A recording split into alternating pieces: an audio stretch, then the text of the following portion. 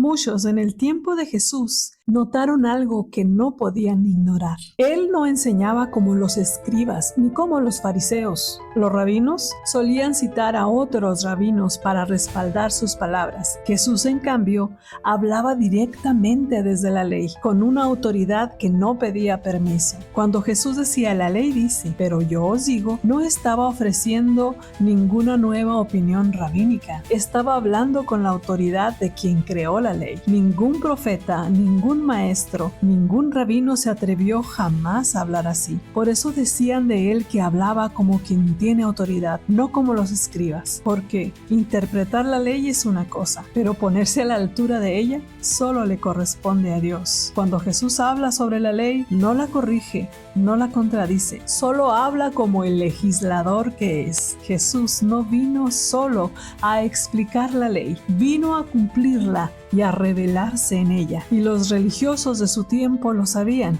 entendían que este tipo de enseñanza solo podía venir de alguien enviado por Dios o de alguien que afirmara ser más que un maestro. Por eso no era ignorancia lo que los alejaba de Jesús, sino resistencia. Reconocer su autoridad significaría reconocer a quién tenían realmente frente a ellos. Y la pregunta sigue siendo la misma: ¿lo escuchamos como a un maestro más o como el Señor que tiene autoridad sobre nuestra vida? Jesús enseña sobre el divorcio. Aconteció que cuando Jesús terminó estas palabras, se alejó de Galilea y fue a las regiones de Judea al otro lado del Jordán. Y le siguieron grandes multitudes, y los sanó allí. Entonces vinieron a él los fariseos, tentándole y diciéndole, ¿es lícito al hombre repudiar a su mujer por cualquier causa? Él respondiendo les dijo, ¿no habéis leído que el que los hizo al principio varón y hembra los hizo? Y dijo, por esto el hombre dejará padre y madre, y se unirá a su mujer, y los dos serán una sola carne. Así que no son ya más dos, sino una sola carne. Por tanto, lo que Dios juntó, no lo separe el hombre. Le dijeron, ¿por qué pues mandó Moisés dar carta de divorcio y repudiarla? Él les dijo, por la dureza de vuestro corazón, Moisés os permitió repudiar a vuestras mujeres, mas al principio no fue así. Y yo os digo que cualquiera que repudia a su mujer, salvo por causa de fornicación, y se casa con otra, adultera, y el que se case con la repudiada, adultera. Dijeron sus discípulos, si así es la condición del hombre con su mujer, no conviene casarse. Entonces él les dijo, no todos son capaces de recibir esto, sino aquellos a quienes es dado.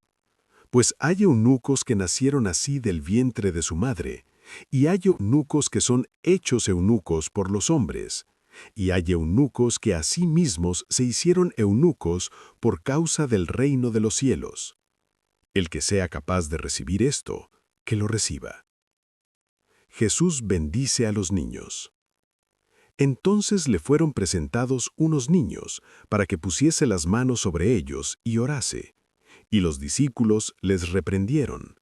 Pero Jesús dijo, dejad a los niños venir a mí, y no se lo impidáis, porque de los tales es el reino de los cielos.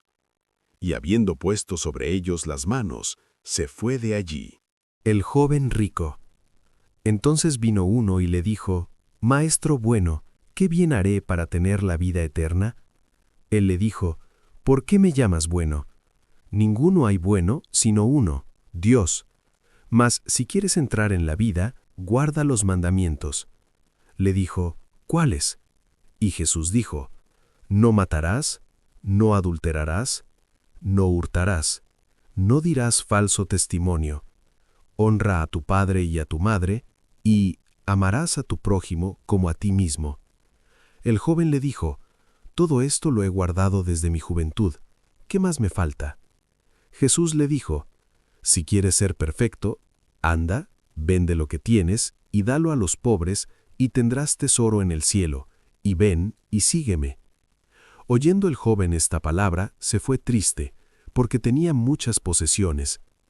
Entonces Jesús dijo a sus discípulos, de cierto os digo que difícilmente entrará un rico en el reino de los cielos. Otra vez os digo que es más fácil pasar un camello por el ojo de una aguja que entrar un rico en el reino de Dios. Sus discípulos, oyendo esto, se asombraron en gran manera, diciendo, ¿quién pues podrá ser salvo? Y mirándolos Jesús les dijo, para los hombres esto es imposible, mas para Dios todo es posible. Entonces, respondiendo Pedro, le dijo, He aquí nosotros lo hemos dejado todo y te hemos seguido. ¿Qué pues tendremos? Y Jesús les dijo, de cierto os digo que en la regeneración, cuando el Hijo del Hombre se siente en el trono de su gloria, vosotros que me habéis seguido, también os sentaréis sobre 12 tronos para juzgar a las 12 tribus de Israel. Y cualquiera que haya dejado casas, o hermanos, o hermanas, o padre, o madre, o mujer, o hijos, o tierras, por mi nombre, recibirá 100 veces más y heredará la vida eterna. Pero muchos primeros serán postreros, y postreros primeros.